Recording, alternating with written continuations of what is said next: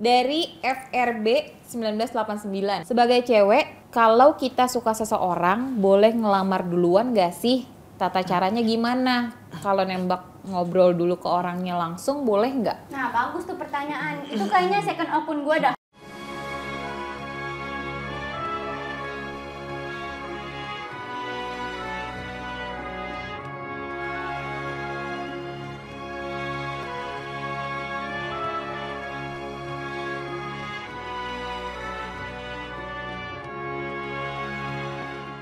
Assalamualaikum warahmatullahi wabarakatuh. Kembali lagi di Cahaya untuk Indonesia bersama saya Husein Ja'far Hadar dan ditemani oleh Wanita cantik ini Arafa Rianti. Yuk masuk ke pertanyaan pertama. Dari Atap_Ratap. Assalamualaikum. Waalaikumsalam. Salam. Apa iya, Bib, kalau potong kuku dan rambut pas haid dilarang? Lu gitu nggak? Maksudnya kan orang nih pasti ya, entah nanti salah atau benar, tapi kan biasanya ada nih bawaan dari kecil, udah diajarin itu begini dan begitu. Pernah diajarin nggak? Wah nggak boleh tuh. Maksudnya nih nanti kita baca ininya ya, kita ngaji ya, yang benar gimana. Tapi kalau lu dari kecil biasanya gimana?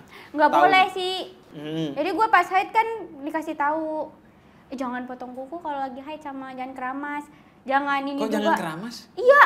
Ada nggak boleh keramas, masa kan gue gatel banget ya kepala gue, kata gue ketombean kata gue ntar ya, pantangannya banyak. Setiap apa yang ada di masyarakat biasanya selalu ada rujukannya. Nah, emang kadang sesuatu yang memang secara turun-temurun kita pelajari, walaupun nggak dari kitab tapi dari orang tua, itu biasanya bersanad. Cuman kadang memang karena dalam fikih itu kan ada perbedaan pendapat ya. Nah ini kadang, ini ngambilnya dari sini, ini ngambilnya dari sana.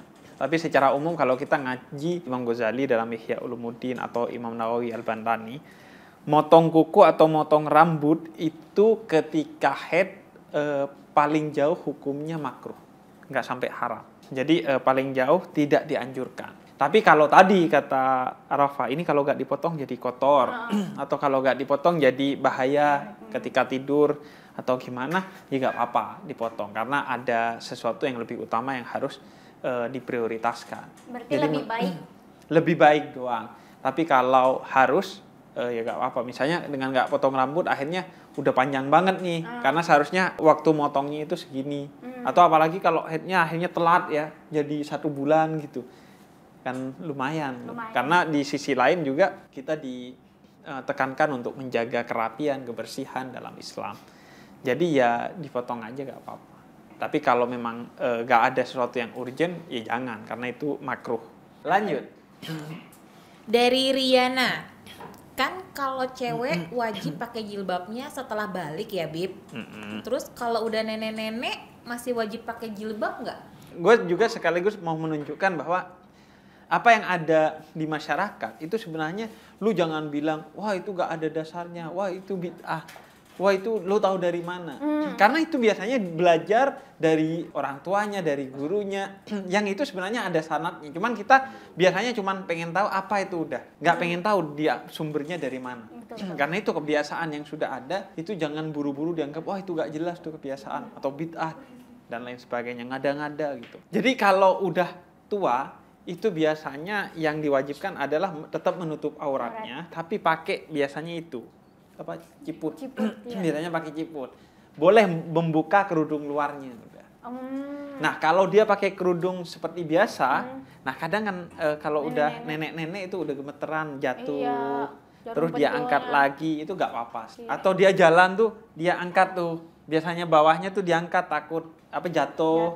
Itu maka dimaafu. Artinya dimaafkan karena ada uzur, ada sebab yang diperbolehkan secara syariat gitu. Jadi gak ada masalah. Mengapa? Kan sudah gak menarik itu. Karena memang sebagian ulama menyebutkan kewajiban kerudung itu dasarnya adalah ta'abudi, karena itu merupakan kewajiban syariat karena diperintahkan oleh Allah. Bukan karena itu untuk menutupi kita agar menahan gangguan orang lain. Enggak, ada orang yang pakai kerudung tetap digangguin gitu. Cuman gangguinnya aja yang beda.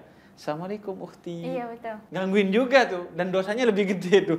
Udah tahu kita menjaga diri tapi masih Yang digangguin. dosa siapa? Maksudnya yang Digodain. gangguin dong. Nah jadi kalau orang sudah tua gak ada masalah karena itu dimaafkan, tapi tetap harus pakai karena itu memang ketentuan syariatnya begitu. Ya kasihan nenek-nenek, soalnya kalau pakai kerudung biasa ininya melewat-melewat gitu, Iya. jadi pengen benerin. Terus apakah mulainya dari balik? Iya, tapi sebaiknya belajarnya sudah mulai sebelum balik. Jadi udah belajar memakai kerudung dari sebelum balik agar ketika balik sudah paten dengan kerudungnya, sudah nyaman, sudah tahu caranya dan lain betah ya? sebagainya. Iya, dan sebelum balik sudah dikasih pelajaran apa fungsi kerudung dan lain sebagainya. Karena fungsi kerudung itu memang menjaga kehormatan juga. Tapi itu bukan karena itu kerudung diwajibkan. Kerudung diwajibkan ya karena ada teks yang mewajibkannya. Karena kalau fungsi yang untuk jaga kehormatan, pasti akan ada pertanyaan begini. Kenapa rambut yang ditutup? Padahal yang lebih menggiurkan kan wajah ya. Jadi ya karena itu ketentuan syariatnya begitu. Begitu ya, tadi Iya. siapa? Riana. Next. Dari Triana Sukma. Saya cewek dan suka diomelin emak kalau keluar pas sebelum atau sesudah maghrib. Katanya awas banyak setan. Emang iya, Bib? Lebih banyak begal gak sih? Awas banyak begal malam-malam. Jadi Iya. orang tua sekarang udah nggak takut sama setan, takutnya sama penjahat. Sebenarnya lebih takut kalau di luar gak ada wifi loh, nggak keluar tuh. Iya sih, di McD tapi ada. Nah itu, lo pernah ini nggak dapat larangan itu nggak keluar maghrib sampai isya atau dari maghrib udah nggak boleh keluar? Nggak pernah. Orang gue sesantai itu orang tua gue. Terserah mau kemana pun gitu. Oh iya. Iya. Kalau Tapi gua gue dapet dulu emang ngaji kalau maghrib sampai isya. Gue juga gitu sih. Jadi keluar rumah ya tetap. Ya keluar rumahnya kan untuk kebaikan. Iya, tapi pas perjalanan gua dari rumah ke pengajian Belok. kan Nggak ada pengajian. enggak, itu jalan takutnya kan ada setan. Enggak sih, itu maksudnya mengedukasi kita agar tidak keluar rumah untuk sesuatu yang sia-sia atau maksiat apalagi. Kalau ada setan kayak gitu. Iya maksudnya ada setan seperti itu. Itu Kalau di seragamnya pengajian putih. ada setan kagak? Nggak ada lah, namanya aja tempat ngaji. Berarti nggak ada. Nggak ada. Kecuali lo ngajinya untuk dipuji orang, sombong. Ya sama aja, ngundang setan juga. Makanya setan itu pernah mau masuk ke masjid untuk gangguin orang sholat dalam salah satu riwayat dari Nabi Muhammad. Karena sholatnya dengan sombong. Tapi terhalang oleh seorang yang tidur karena dia seorang yang berilmu dan rendah hati. Tapi Tidurnya aja bisa menghalangi setan. Oh gitu. Nah, itu emang kalau gue sih antara maghrib sama isya itu nggak boleh keluar, nggak boleh nyetel TV dan harus di musola untuk belajar atau ngaji atau ke masjid kalau udah ABG, bener kata lu. Mengapa? Karena memang apalagi gue kan keluarga Habib itu memegang petuah dari Habib Abdullah bin Alwi Al-Haddad namanya. Satu kitabnya itu namanya Risalatul Mu'awanah yang di sana menjelaskan fadilah-fadilah atau keutamaan-keutamaan waktu di antara maghriben, antara maghrib dan isya. Itu banyak keutamaan-keutamaan di waktu itu. Nah, karena itu di waktu itu harus diisi dengan hal-hal yang baik, positif. Iya, karena di waktu itu adalah waktu terbukanya langit, waktu turunnya para malaikat. Pokoknya waktu yang mustajab lah, waktu yang baik untuk berdoa, bersolawat dan lain sebagainya. Jadi biasanya nggak boleh keluar tuh. Itu buat teman-teman yang lagi di jalan kalau jam segitu keluar ke dalam dulu ke warung. Nah kemana. iya emang enggak. Jadi sepi itu jam segitu. Enggak, itu bedanya orang kota dan orang kampung. Kenapa? Sesibuk-sibuknya orang kampung, maghrib tuh pasti di rumah.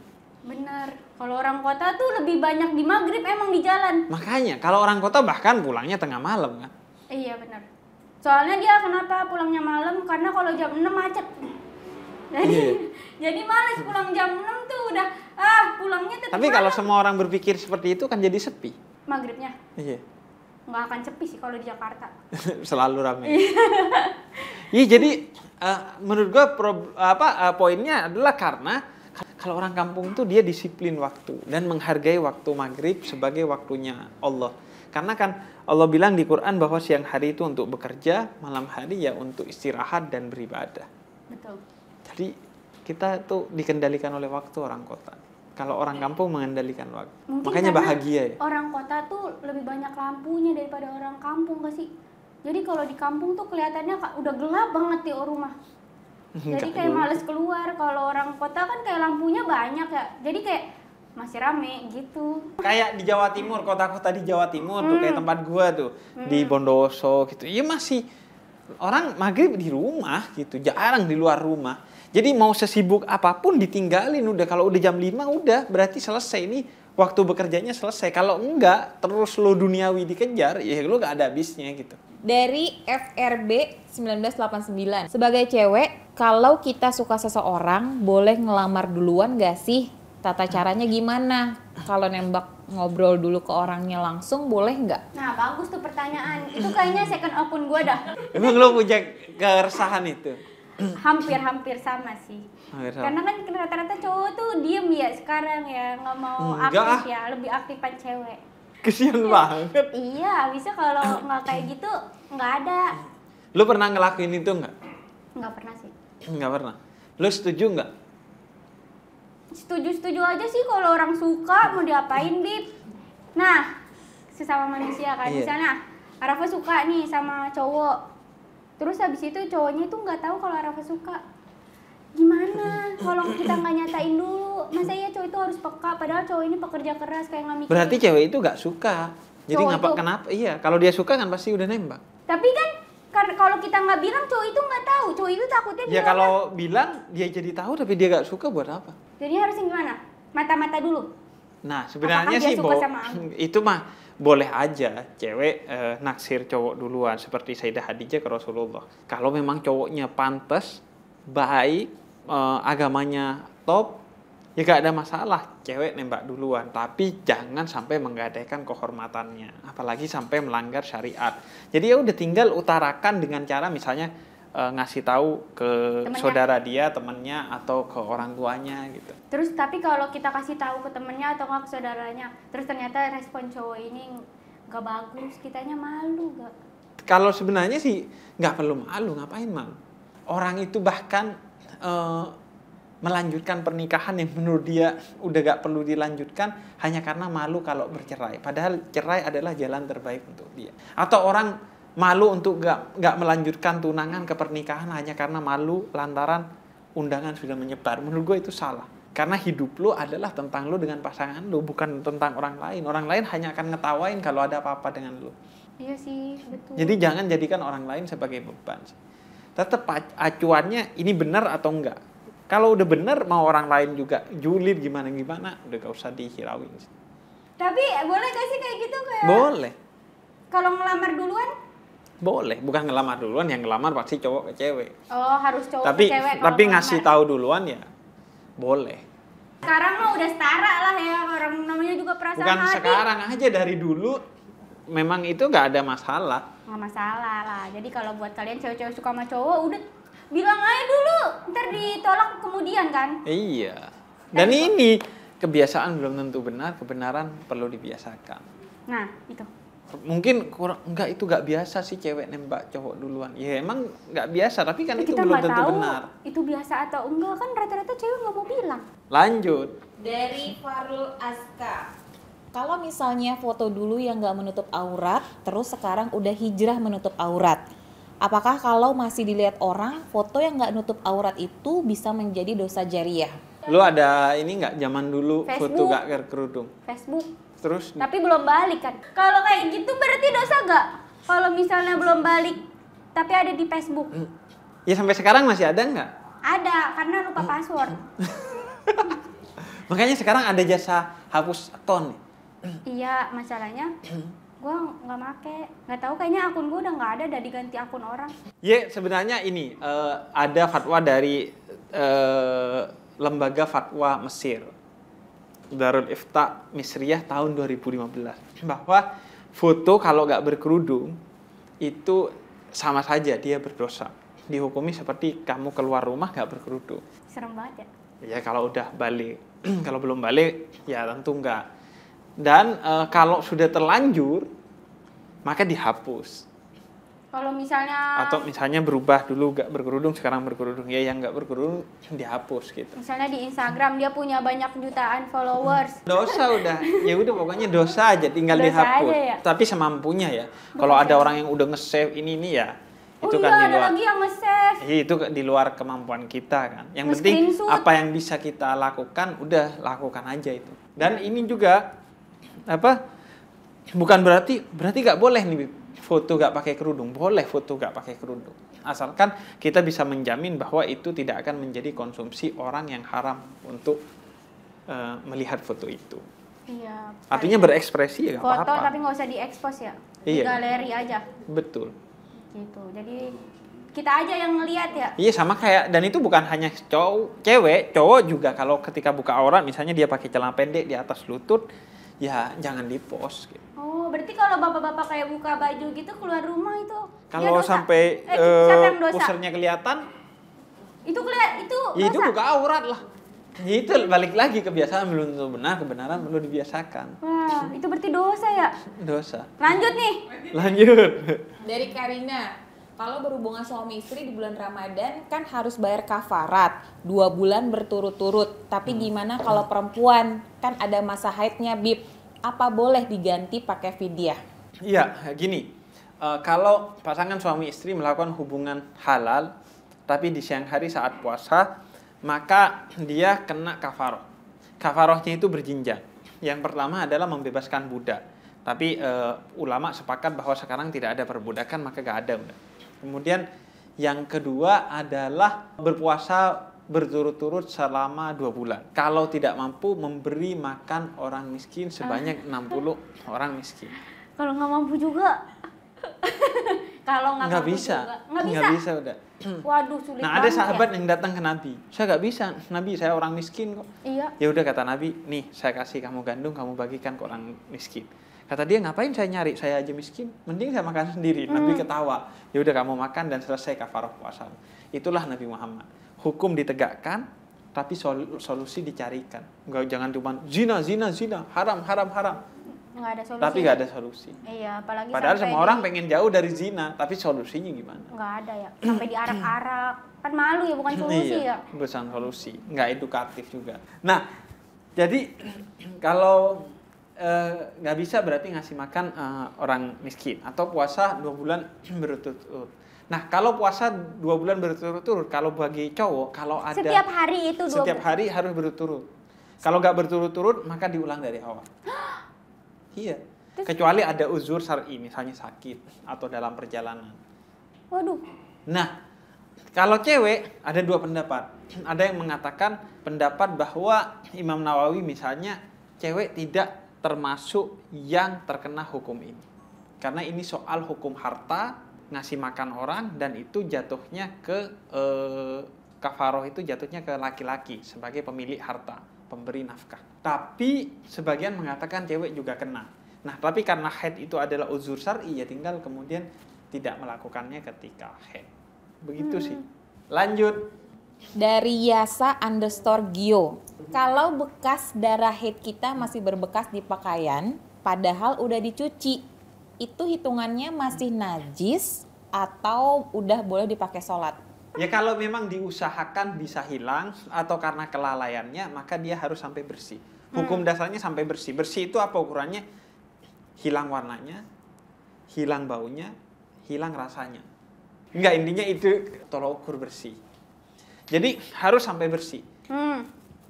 Dan tidak boleh lalai. Tapi kalau karena 1 dan 2 hal yang bukan karena kelalaian, tiba-tiba yang menyebabkan itu nggak bisa dibersihkan, maka dimaafkan. Oh, nggak apa-apa jadi ya? Nggak apa-apa.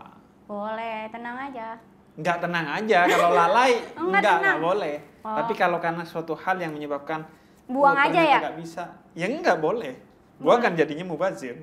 Iya sih benar. Atau dipakai aja selain untuk sholat. Ini dari Tara 905. Punya tetangga suka nyalahin motor berisik sampai akhirnya orang tua berdoa dan menyumpah serapah. Jadi ini yang dosa siapa ya, Bib? Tetangga yang mengganggu tetangga atau ibu saya yang mengutuk tetangga tersebut? Lo punya tetangga gitu nggak? Punya dulu waktu masih dempet-dempetan. Motornya masih knalpot berisik. Terus? Knalpot racing. Terus yang ngeganggu apa? Kalau Yang dia lagi ngeganggu manasin. keluarga gue lagi, abang gue yang punya. Jadi Iya. tetangga gue yang kesel. Iya. Makanya dalam Islam itu Nabi katakan jar qoblad dar. Kalau lo mau beli rumah, mau ngontrak rumah, lihat dulu tetangganya sebelum lihat rumahnya. Itu yang nggak ada di orang kota sekarang sebagian. Langsung lihat rumahnya dulu. Yang penting rumahnya bagus, cocok, udah dibeli. Padahal kata Nabi, lihat jarnya dulu tetangganya sebelum darnya rumahnya. Kalau sebelumnya Karena kalau kita, tetangganya ngeselin udah gak kira bahagia kita di sana. kalau sebelumnya kita tuh satu orang doang nih nggak punya tetangga. Rumah pertama tuh kita. Ya kita jangan ngeselin karena orang akan ngeliat tuh. Lo ngeselin apa enggak? Kalau enggak kosong seterusnya itu tempat lo. Terus juga apalagi kalau Tapi kan tetangganya itu udah bising, Bib, udah ngeganggu tetangga. Iya, makanya lihat Kan dia beli tetangga motor dulu. juga nggak tahu belinya kapan waktu itu kemarin. Makanya lihat tetangganya dulu. Apalagi kalau tetangganya itu rumahnya Allah, yaitu masjid. Jangan sampai orang nggak mau beli rumah karena tetangganya itu masjid yang sering mic-nya dipakai oleh anak-anak bising. Oh iya, sering itu ada. Nah, itu juga jangan sampai. Akhirnya kan citra Islam yang jelek.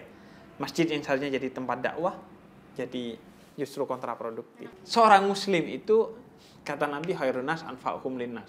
Harus bermanfaat kepada orang lain. Dan kalau tidak bisa memberi manfaat, minimal jangan mengganggu orang lain. Karena seorang muslim itu la doror wa la tiror. Tidak menyakiti dirinya sendiri dan tidak menyakiti orang lain. Jadi jangan sampai melakukan sesuatu yang mengganggu orang lain. Karena tetangga itu punya hak atas dirimu. Yaitu apa? Hak kebaikanmu. Walaupun dia non-muslim, dia berhak atas kebaikanmu. Berarti yang tadi tuh yang salah siapa, Bib? Yang punya berisik ini atau yang sumpah serapah ini? Yang salah pertama adalah yang berisik pasti, karena dia mengganggu. Yang sumpah serapah juga salah cara menyikapinya. Alhamdulillah Udah ya, semua itu pertanyaannya tadi. Semoga Jelas. relate Oh ya, sama kalian, bukan hanya bagi penanya. Baik. Makanya kalian nanya aja. Kalau yang kiranya, wah gue malu nih, nanyanya lewat pesan dan bilang agar namanya nggak dipublish, nanti kita nggak publish. Iya. Atau di kolom komentar juga boleh. Silakan nanya apa aja, nanti kita jawab satu persatu. Insya Allah setiap minggunya ada konten untuk khusus menjawab pertanyaan-pertanyaan dari kalian. Makanya subscribe Cahaya untuk Indonesia. Betul. Terima kasih Arafah. Sama-sama, Bib. Makasih juga ya, Bib. Banyak Sama. yang relate emang. Biar gak makin kemana-mana, Iya. karena mulai relate. Wassalamualaikum warahmatullahi wabarakatuh. Waalaikumsalam warahmatullahi wabarakatuh.